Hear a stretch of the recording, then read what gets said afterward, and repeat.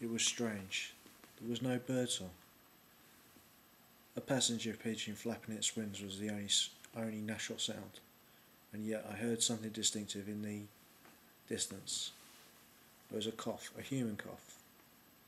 I placed my palm down onto the leaf litter of the forest floor, changing to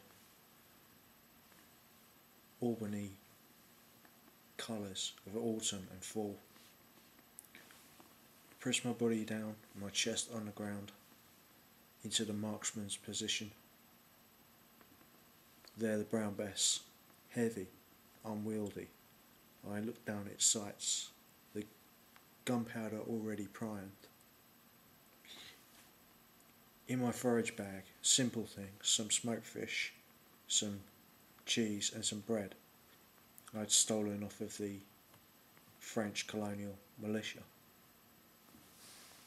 Next to on my buckler and baldric, a sabre. I kept my hand there to muffle it from the sound, resting the barrel on the top of a rock. The slope was down, and in the maze of different leaf litter and roots forming like brown rivers on the ground, I could see the boots of the French colonial militia walking past. Just a few men, and I with my comrades of the British colonial militia, silently, primed, ready. We didn't even breathe. Then the acrid smell of smoke, and like a bullet of destiny, on this small occasion, a cold morning, shot forth what would become the history of the United States. Along with my forage bag and my knapsack containing documents and a book of the Bible and Lucretius's Nature of Things. Of course, I'm taking into account that this is the ambush by George Washington, who set off the spark that caused the Great War between France and Britain in view of Quebec, and of course the taxes that were put on it, sparks levied on the American colonial population of the 13 colonies by Great Britain, caused the War of 1776. I mentioned the words about Lucretius because, of course, as you'll be familiar with my videos by now, I talk a lot about the Epicureans and the Stoics. The Epicurean book by Lucretius, The Nature of Things, heavily influenced the development of science and rationalism and the US constitutional movement started by Tom Paine and Thomas Jefferson. Tom Paine being an Englishman and Thomas Jefferson being another of the founding fathers, who, if you can imagine the men standing around in the dark rooms at night with their guns and everything else ready to repel what they saw as the officers of the crown, who were acting in a tyrannical way, pledged their names and their fortunes and their sacred honour to help bring about the American Revolution. So a little bit of artistic license there. I was trying to convey some sort of Last of the Mohicans type feel with the story.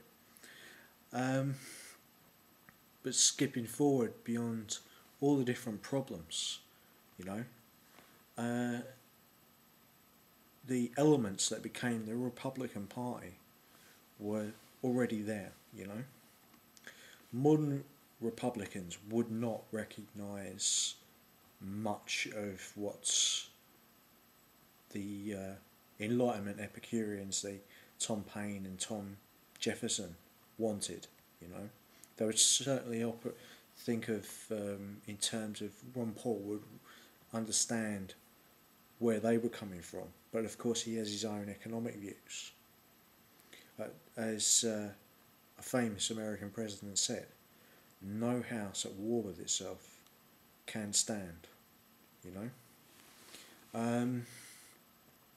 the idea of many Republicans is actually the opposite of the American founding fathers. They were what would have been called the Tories, how we refer to the kind of sort of parasitic capitalists and irrational monarchists in Britain.